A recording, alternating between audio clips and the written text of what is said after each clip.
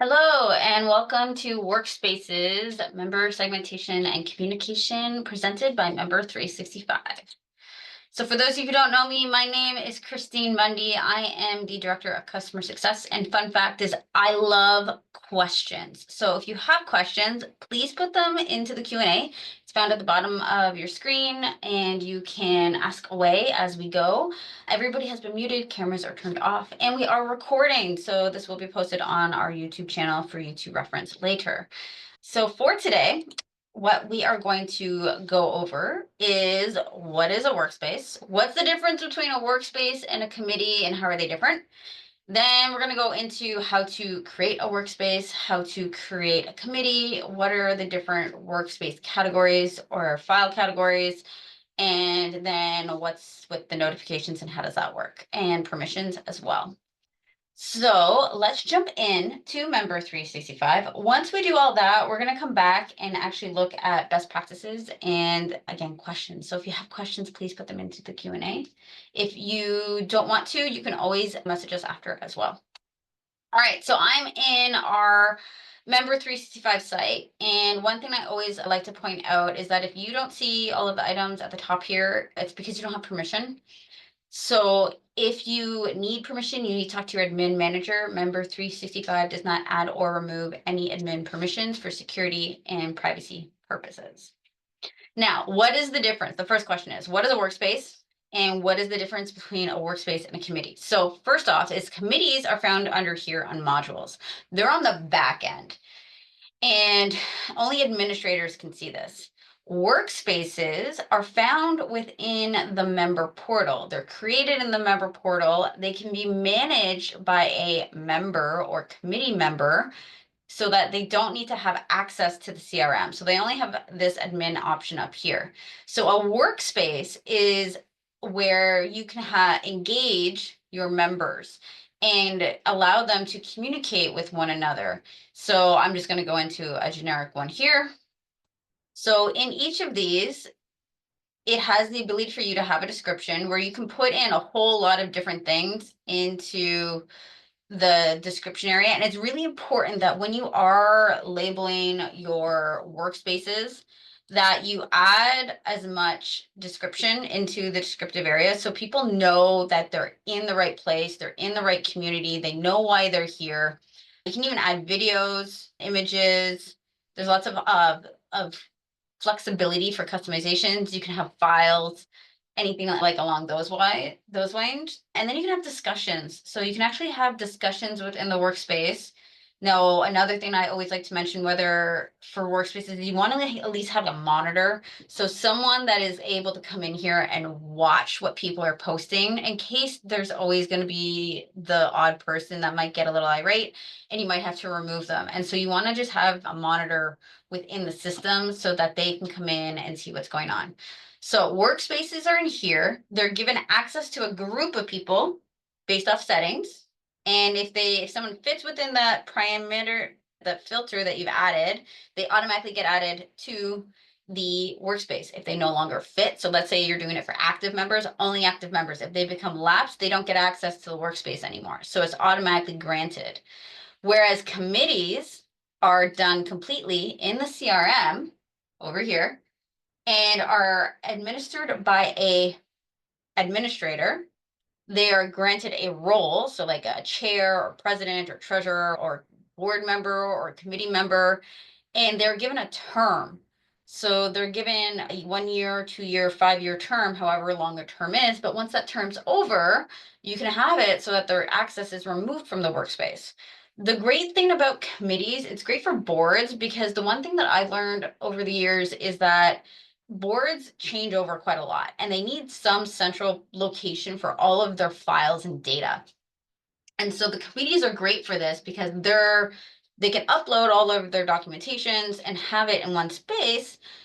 And then when they leave, it's still there, so that all that information is still available for the board members, and then no one else has access to it but the board members and the admins who need it. So it's not so that they're searching for it, because to be honest, I had my mom join a board and they couldn't find half the stuff from the old board, and it was all that confusing as to where these documents were. So having a central place for that is really important, and that can be done within the system. So let's first talk about workspaces, and then we'll come back and create a committee and show you the difference between the two and go from there. Because committees have workspaces within them, but it's just the roles and the term that is the big difference. So if you want to create a workspace, and I only see workspaces because I'm assigned or I've created a workspace. If I wasn't assigned to a workspace, this wouldn't even be here. So if I only had it assigned for specific members, like I only said I wanted 5 people to see a workspace, only those 5 people and nobody else would see it because there's no other workspaces available. So everything is completely based off of permission.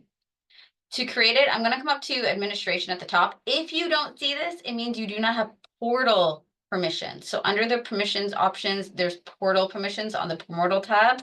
You may need an administrator, an admin manager to grant you permissions if you don't have this option. I can come down and I can create right from here. However, I'm just going to simply go in and open. Actually, no, we're going to create a new one. So we're going to come in and we're going to go to create a workspace.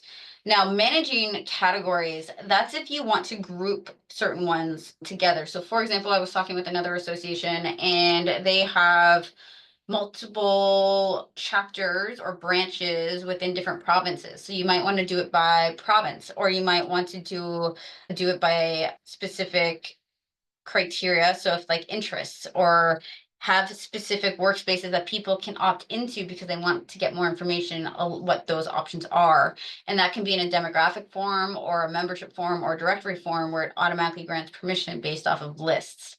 And I'll show you about that in a few minutes. So we're going to create this one. And this is just going to be for a general workspace.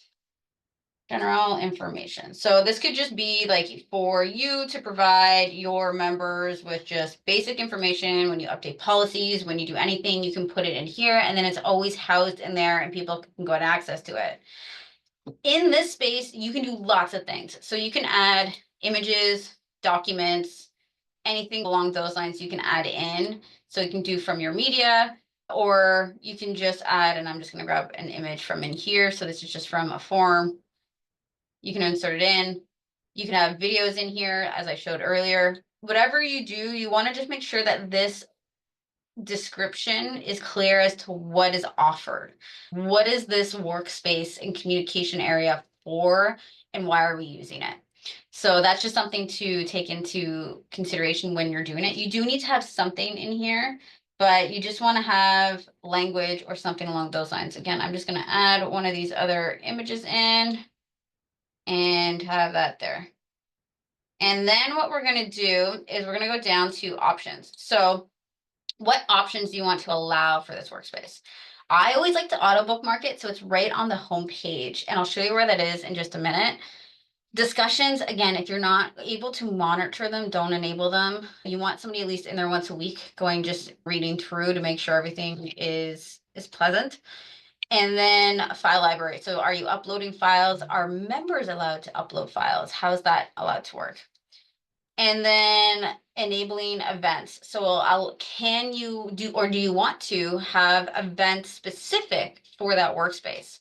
If you don't already have a staff workspace, you should, for testing capabilities. And so you can enable events to go to the staff workspace only they can see it and test it until you're ready to do it publicly.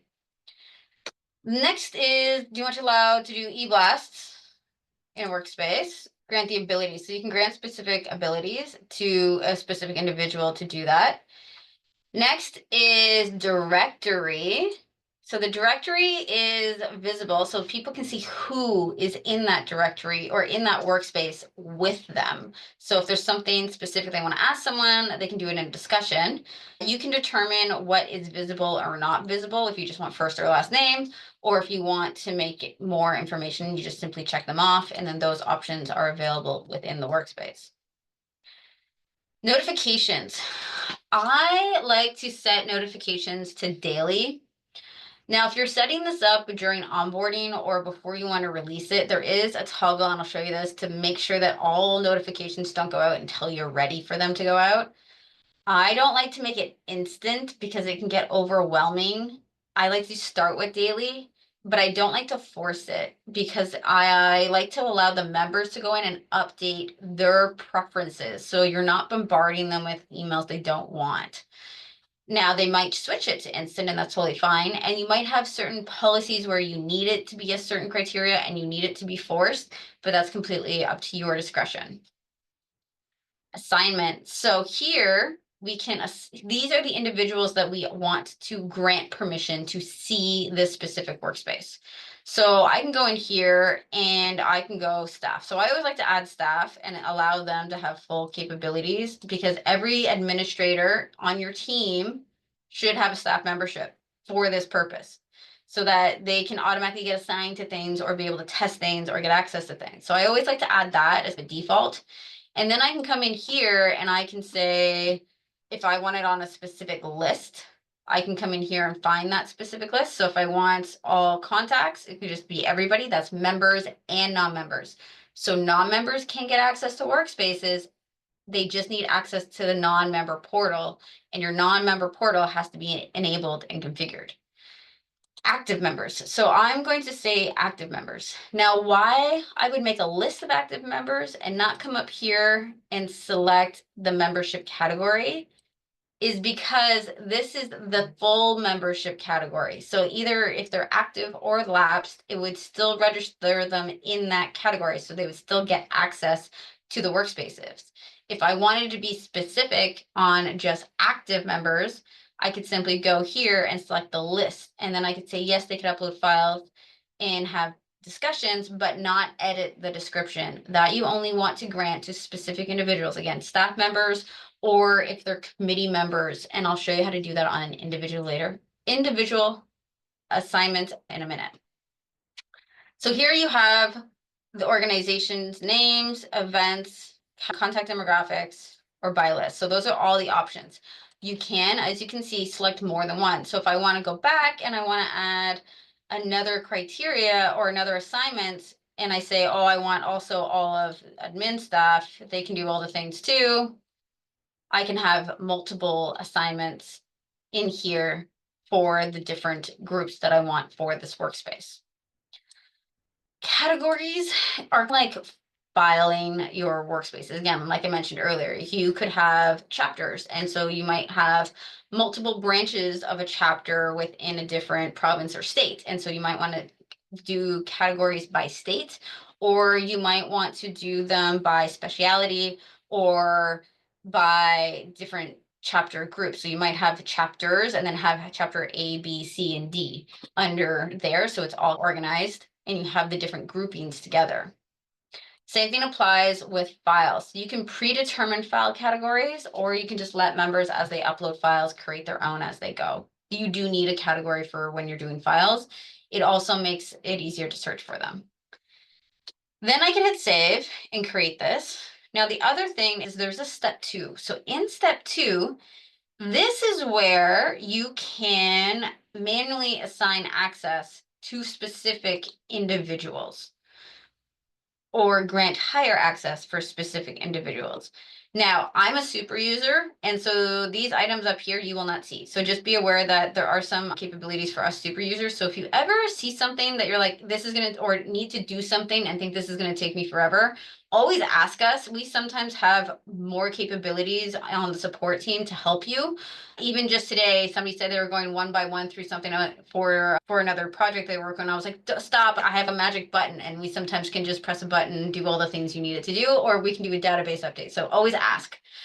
In here, so for example, if I wanted to grant someone more capabilities, let's say that Emily here is supposed to be able to manage the workspace. I want to grant her the ability to update the description, so she has that capability. So I can manually update her to have full permissions.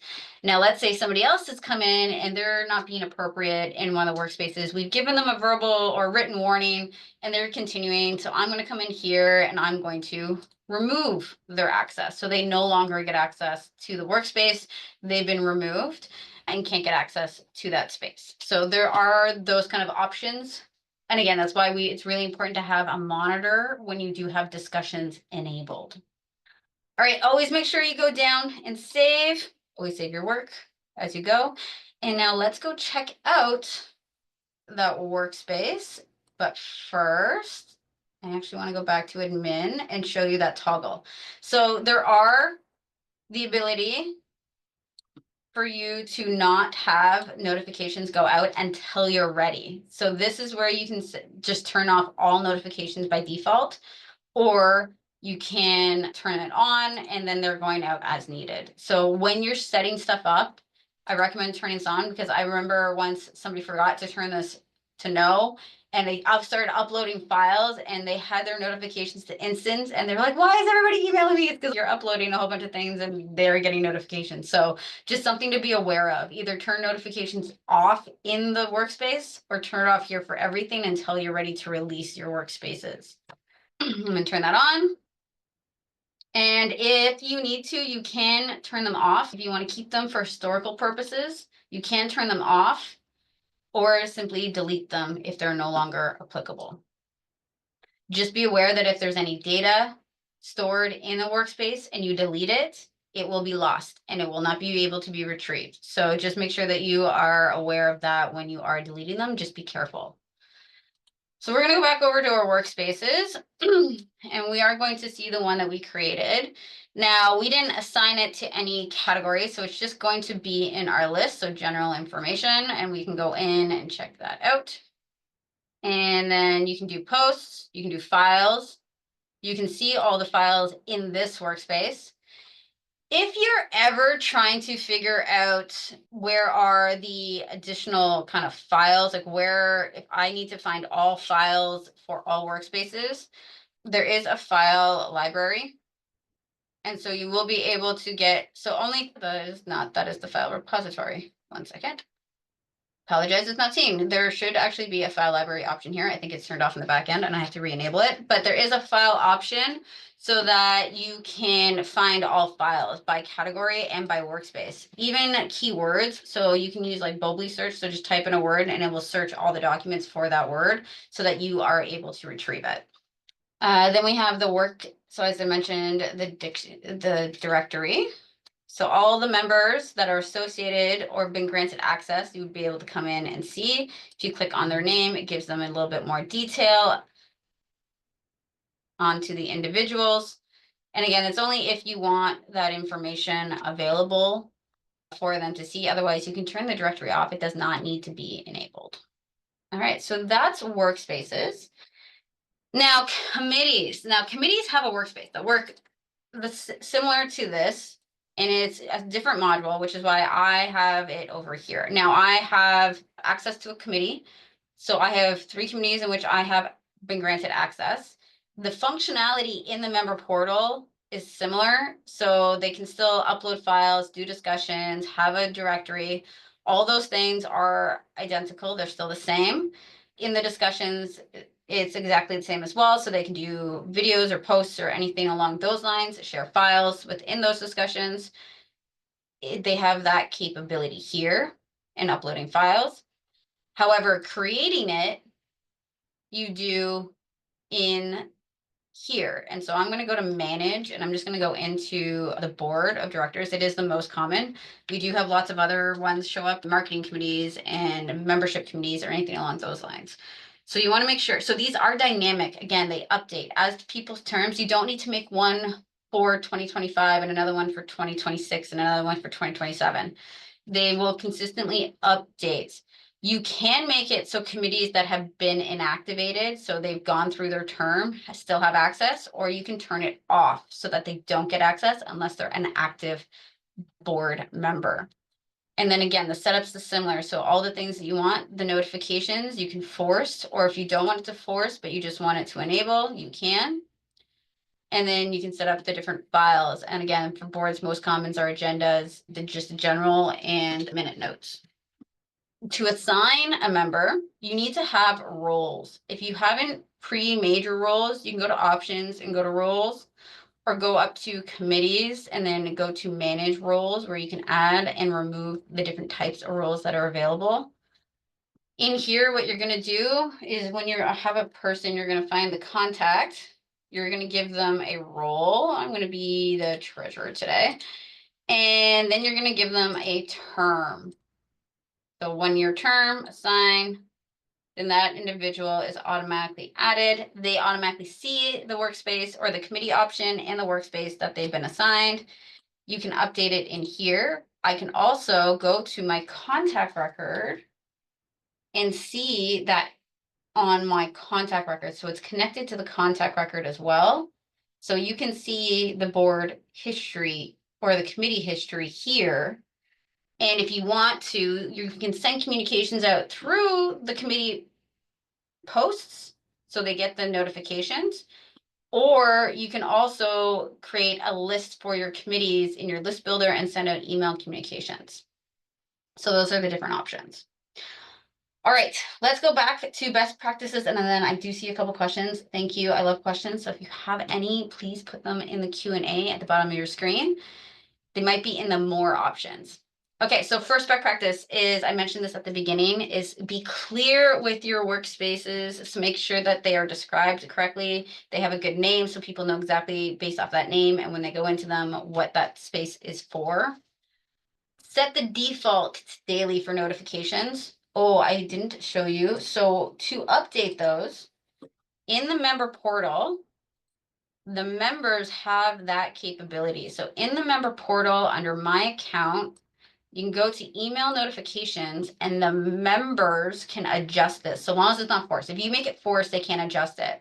But they can go to this workspace notifications and in here. So some of these are forced to never and they can't be adjusted. But these other ones I can adjust so that I have them on the frequency that I want them to be on. And so as soon as they're clicked, it automatically saves and they're good to go. So just make sure I always set the default to daily because once a day isn't as bad as every 5 seconds that somebody is going to be posting. Every time somebody posts an article or posts a discussion, they're going to get an instant notification and that can be overwhelming. I've had other associations have very success with that, especially during renewal season. It was forced instant and they had to log in order to change their notifications and they couldn't log in unless they renewed. So they got really good renewals that year. Fun fact. Complete coincidence, but it was a cool scenario to see. So again, daily is default. And then make sure you have some monitoring your workspaces. So if you are enabling the discussion, just make sure that they're staying on relevant topics and that they're being professional. All right, my favorite part, questions. All right, so first question, is there a way we can approve the content submitted before it's shown? No, so there's no way to, there's no approval processes for committee. Again, it's for getting engagement. One thing that I always like to mention too is if you're having a hard time getting that engagement, start the conversations. Start asking questions or post an article and ask questions about it or any kind of things along those lines, or do like random surveys through that space as well to be like, if you could have option A, B, or C, which one would you pick, type of thing. So getting those engagements might take a little bit of time. I've seen others where they just were like, I have a space and they just go. And some other associations need to give a little bit of encouragement. What communication tool or feature would you recommend for a mentor platform to foster meaningful interactions between mentors and mentorees? Great question. We actually have quite a few associations use the workspaces for mentors and mentorees. If you're trying to have a specific, if it's a pool of mentors and mentorees and they're all in and any mentoree can ask mentor questions and then someone will answer, then you want to use Workspaces. If you're looking for more on a one-on-one, you might want to have a mentor or mentoree directory and enable the inbox option so that they can do it direct messaging through there. If you're assigning mentors, you could just create a workspace for that mentor and mentoree so they can have everything in one space. That's another way to do it. Is there a way to organize files that have been uploaded? Administrators can update and remove files, but nobody else, or I can do it if I'm the one who uploaded it. So if I uploaded the file, I can remove the file. Admins have full capabilities though. And yeah, so you can, if you need help sorting, definitely book a call, but you can have, there is some capabilities on the admin side to update that. Again, if you know that your team or your group is going to upload things, pre-make your file categories to help it be a little bit more organized. Again, like for the board members, there's gonna be agendas, meeting notes, and just a general. So those are the 3 categories that you'd want to put. Some to go even a step further and go year and then have those 3 file categories. So it's up to you on how you want to manage that. Great questions though. Thank you. All right, if you have, we can't put them into the file folder. I'd actually have to look into that for you. I will follow up, but you can remove, but I don't think you can edit at this point, but I have to double check. So I will double check and follow up with you. If you guys have any other questions, please submit a ticket. I'd be happy to go through any strategies or any workspaces that you're looking to do. Again, it's a great way to get member engagement into the platform as an added benefit of talking with experts or having that community. If you have any other questions, just reach out to us. Otherwise, thank you so much for joining us today, and we will see you soon.